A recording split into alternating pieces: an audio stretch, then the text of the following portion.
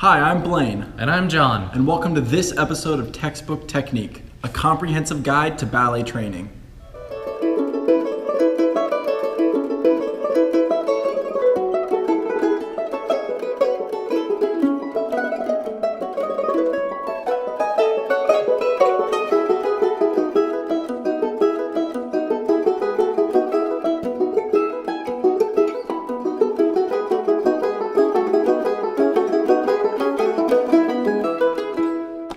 In this episode, Jonathan and I are going to cover strength training and conditioning. Conditioning is important because it really helps you hold your muscles, it helps in partnering and every other aspect of ballet. We're going to be switching off doing different exercises to show you how to get swole. All of the exercises we're going to show you are great things to do before class, after class, and anytime you have free time.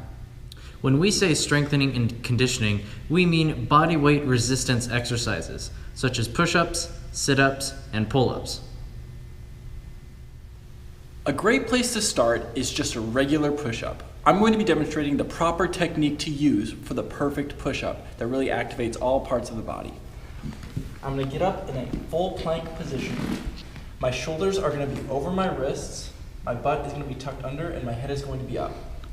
I'm going to lower myself down, breathing into it, and push myself back up. I'm really activating my core and squeezing my glutes as I do this to work the whole body.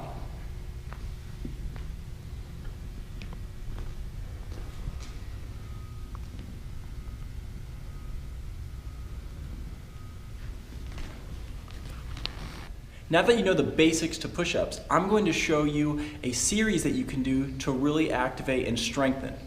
It's a series of 10 regular push-ups, 10 very slow and controlled push-ups, and then follow it up with another 10 regular push-ups, 30 push-ups in total. I'm going to demonstrate the 10 regular and 10 slow push-ups.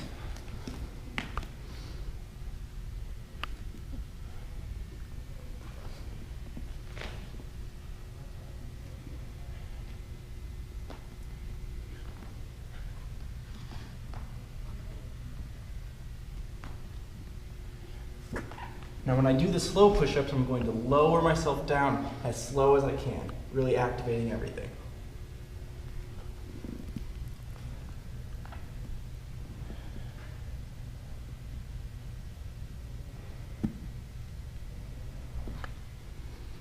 I am now going to demonstrate a slight modification to a regular push-up.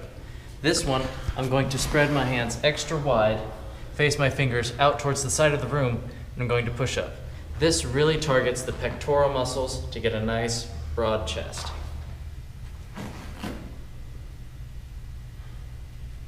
It's very important to keep your chest up and not to let your shoulders fall down or arch up in your back position.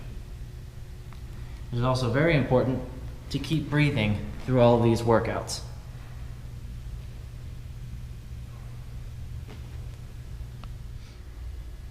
Another modification you can use to target the tricep muscles. Here, I place my hands shoulder width apart, face my fingertips to the front of the room, and when I bend my elbows, they go straight back. Tricep push-ups are very important for partnering because this extension is what gets the girl in the air.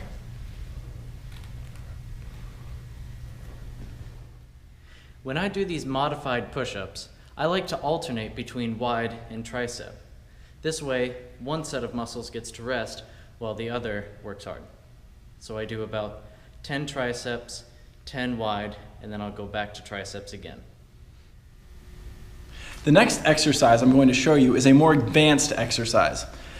This exercise works the shoulders as well as the arm muscles. This is the handstand push-up, and you have to be very careful when doing this. I'm going to sit myself up against a flat surface like a wall or a pillar as such. In the handstand, I'm going to lower myself down until my head touches the ground and then push myself back up. This is a very difficult push-up, so if you can only do 3 or 4, that's okay.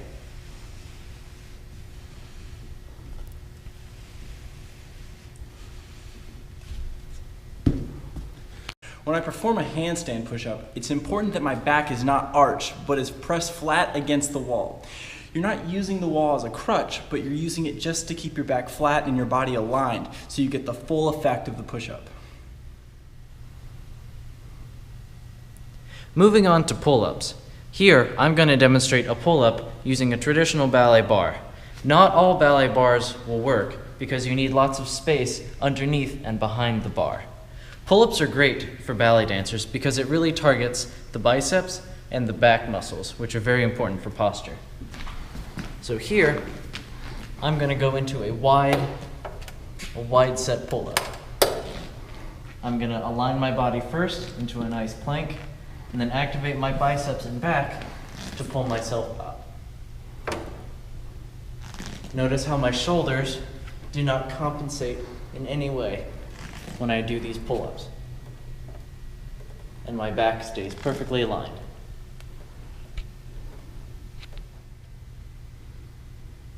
A slight variation on the pull-ups that Jonathan just showed you are when you bring the arms closer and use your grip inwards. So when John did his pull-up, his grip was wide and outwards. When you do this variation, you're going to have the same process of keeping your body still and straight, except you're going to bring your grip inwards and closer. This is a more controlled and focused arm workout.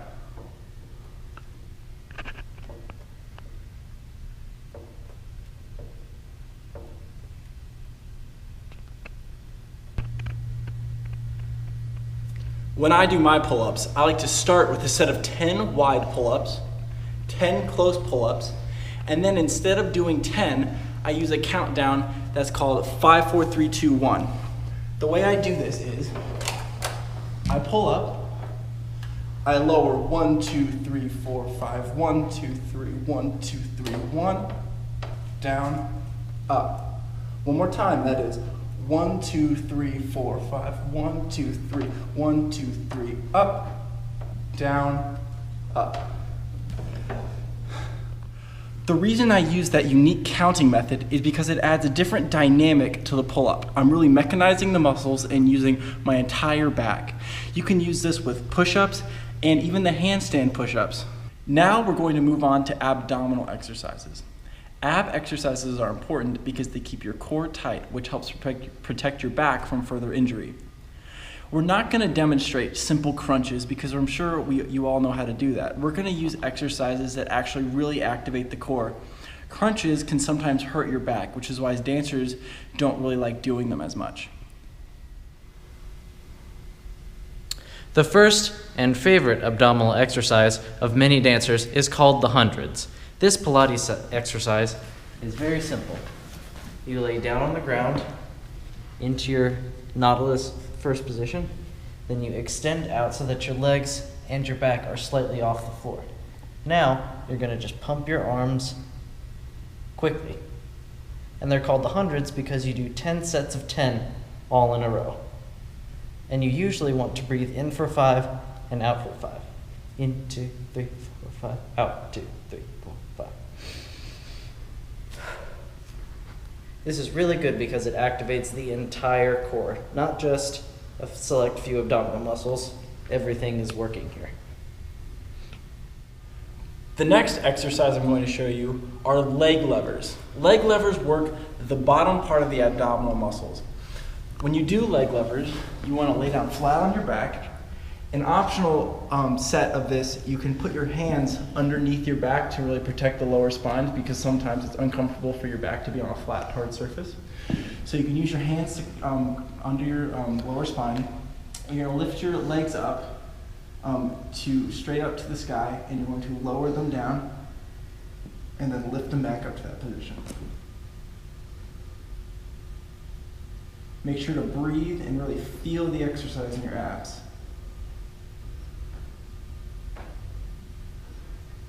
To work the oblique muscles, you can lower the legs at a slight angle and then lift them up from there.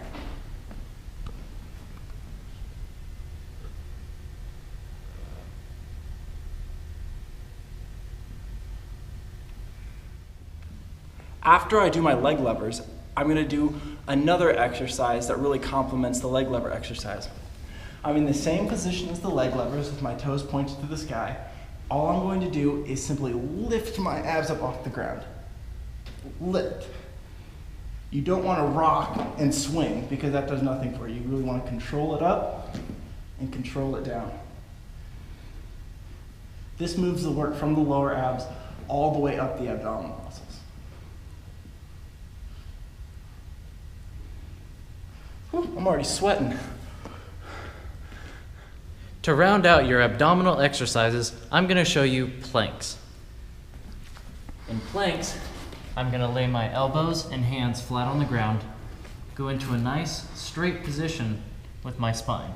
You can either have your fingertips facing forward or interlace your fingers in a little fist. I like to have my hands down. Planks are great because they work your abdominal muscles very well, and as an added bonus, you stabilize your shoulder and your leg muscles. Slight modification is to go to the side where you're in a complete straight line, and then you can dip down to work your oblique muscles. It is very important to really stabilize the shoulder in this position. Thanks for watching this episode of Textbook Technique. We hope that you learned a lot about conditioning and strength training to get you stronger for ballet class and partnering.